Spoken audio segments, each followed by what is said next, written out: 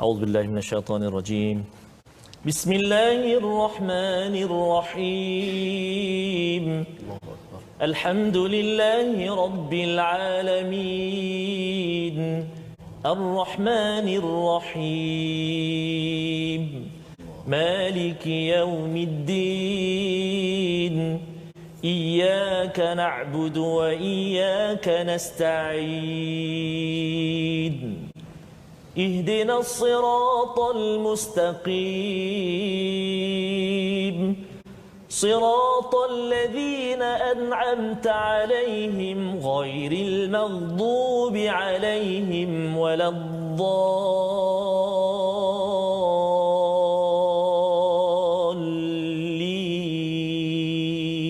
آمين. Jadi apabila kita baca banyak Al-Quran, kita sebenarnya banyak bercakap dengan Allah, Allah bercakap dengan kita.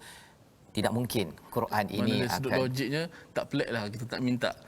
Mana kalau Quran pun tak nak baca, tiba-tiba nak minta syafaat daripada Quran, nak minta syafaat daripada Allah, ya. Dia agak pelik. Inilah nikmat Al-Quran sebenarnya. Petunjuk kepada kita semua. Mudah-mudahan ni kita menghargai nikmat Al-Quran dengan membaca, tadabbur dan beramal dengan Al-Quran. Inilah cara kita nak menghargai nikmat anugerah yang Allah Ta'ala berikan kepada kita semua. Bayangkan jutaan manusia, kita dipilih jadi umat Rasul yang paling mulia Nabi Muhammad dan dianugerahkan kitab yang paling afdal mengatasi kitab-kitab yang lain. Itulah Al-Quran yang ada di sisi kita. Janganlah sekali-kali kita jauh daripada Al-Quran, kita bimbang, Allah Ta'ala kunci hati kita sehingga kita tak mendapat hidayah daripada Al-Quran. Dengan doa kita, subhanakala ilma lana illa ma 'allamtana innaka antal alimul hakim. Maha sucimu ya Allah, tidak ada ilmu kecuali yang Engkau ajarkan kepada kami. Sesungguhnya Engkau yang Maha mengetahui, yang Maha bijaksana. Rabbi zidni ilma, ya Tuhan kami, tambahkanlah ilmu untuk kami. Allahu Akbar. Allahu Akbar. Mari kita lihat kepada sinopsis bagi halaman pada hari ini, iaitu pada ayat yang ke-52 hingga 53. Apa yang kita akan lihat ialah keutamaan Quran kepada manusia dan keadaan orang yang mendustakan pada hari kiamat dengan menampakkan penyesalan dan meminta syafaat. Itu yang kita akan lihat pada ayat 52 hingga 53. Pada ayat 54, pembuktian rububiyah dan uluhiyah Allah. Apa maksud rububiyah uluhiyah ini? Kita akan lihat dengan penciptaan dan perintah, ya, al-amr yang kita akan lihat pada ayat 54, kekuasaan Allah. Dan pada ayat 55 hingga 56 disyariatkan doa, adabnya dan pengharaman, ya, kerosakan di muka bumi ini. Dan pada ayat 57 kita akan melihat kepada penurunan hujan, pengeluaran tumbuh-tumbuhan dan petunjuk keduanya atas kuasa Allah membangkitkan kita suatu hari nanti, insya-Allah. Allahumma arhamna bil Quran. A'udzu billahi minasy syaithanir rajim. Wa laqad ji'nahum bikitabin fassalnahu 'ala 'ilmin huda. فصلناه على علم هدى ورحمة لقوم يؤمنون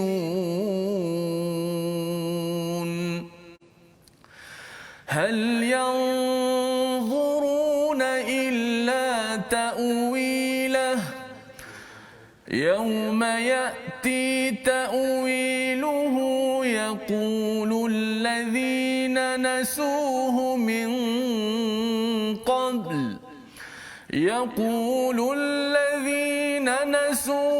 من قبل قد جاءت رسل ربنا بالحق فهل لنا من شفعاء فيشفعوا لنا أو نرد فنعمل غير الذي كنا نعمل قد خسروا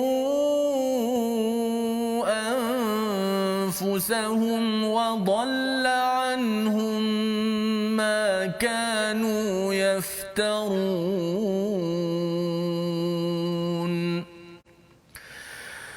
إن ربكم الله الذي خلق السماوات والأرض في 6 أيام ثم استوى على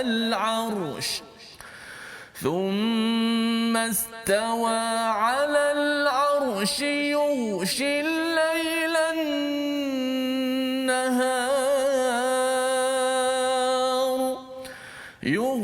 الليل النهار يطلبه حثيثا والشمس والقمر والنجوم مسخرات بأمره ألا له الخلق والأمر تبارك الله رب العالمين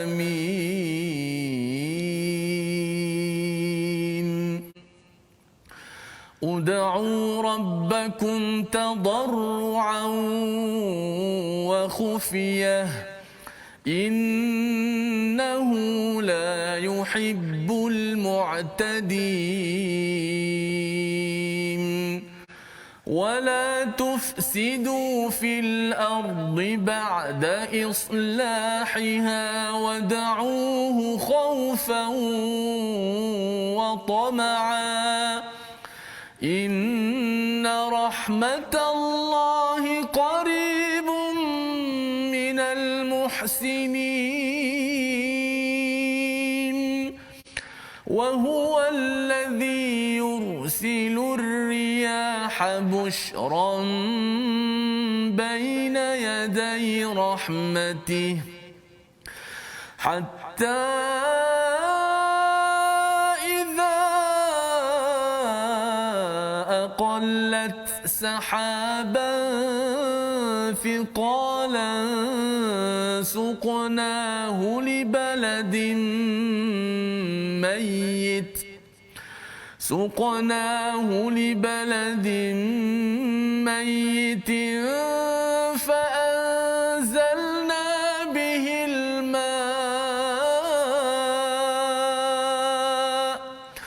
فأنزلنا به الماء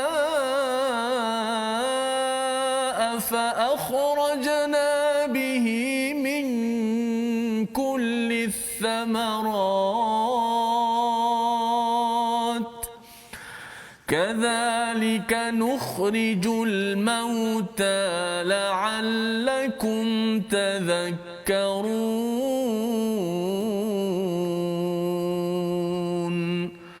صدق الله العظيم.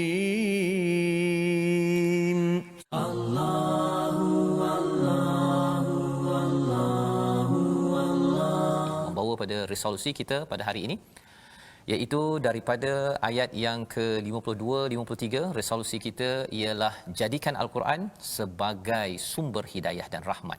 Kerana Al-Quran bukanlah sekadar bacaan kosong, ia pasti memberikan angin yang menuju rahmat Allah. Yang pertama. Yang kedua, semakin baca banyak Al-Quran, semakin tidak bertangguh untuk beramal. Kerana kita tahu bahawa orang yang baca banyak Al-Quran, dia tidak menunggu nak melihat takwil, tetapi terus sahaja tahu bahawa ianya boleh diperhatikan sekarang bukti-bukti keseriusan, keizzahan Allah Subhanahu Wa Taala. Dan yang ketiga, banyakkan berdoa dengan menjaga adabnya yang kita belajar daripada ayat 55, ayat 56 sebentar tadi, agar Allah terus membimbing kita. Inna rahmatallahi qaribun minal muhsinin. Allah la ilaha illallah. Mari kita lihat kepada perkataan pilihan kita. Perkataan pilihan kita pada hari ini ialah syafa'ah, yang kita baca daripada ayat yang ke-53. Inilah perkataan yang bermaksud syafaat, perlindungan, pertolongan. ya. Jadi kalau di peringkat manusia ni Ustaz, kita minta syafaat itu mudah sikit. Kalau kita nak buat sesuatu ke, ya, katakan nak masuk universiti, minta syafaat ke, ya, tapi bukan rasuah, ya, bukan rasuah. Kita sekadar nak minta recommendation. Nak masuk kerja, kita minta syafaat untuk pensyarah kita yang lama, dia beri syafaat, dia kata oh dia bagus ni untuk dia masuk kerja pasal dia punya. Tapi syafaat mesti yang betul. Jangan syafaat yang menipu, kerana ia juga dapat kesannya, ya, kepada seorang yang direkomendkan. Jadi di akhirat nanti yang kita baca daripada ayat 53, orang-orang yang kufur dia minta syafaat, tapi ada ke tak ada? Tak ada. Dia minta pertolongan nak balik ke muka bumi untuk buat amal lain, ada ke? Tak dapat. Jadi baiklah kita ambil syafaat di atas muka bumi ini. Salah satu syafaatnya ialah dengan kita membaca Al-Quran. Moga-moga Al-Quran menjadi syafaat. Kita dapat syafaat Nabi sallallahu alaihi wasallam dengan mengikut petunjuk daripada Nabi sallallahu alaihi wasallam. Astaghfirullah innallah kana tawwaba. Alhamdulillah. Baik, seperti biasa kita nak belajar sedikit tajwid pada hari ini, iaitu kita nak ulang kaji.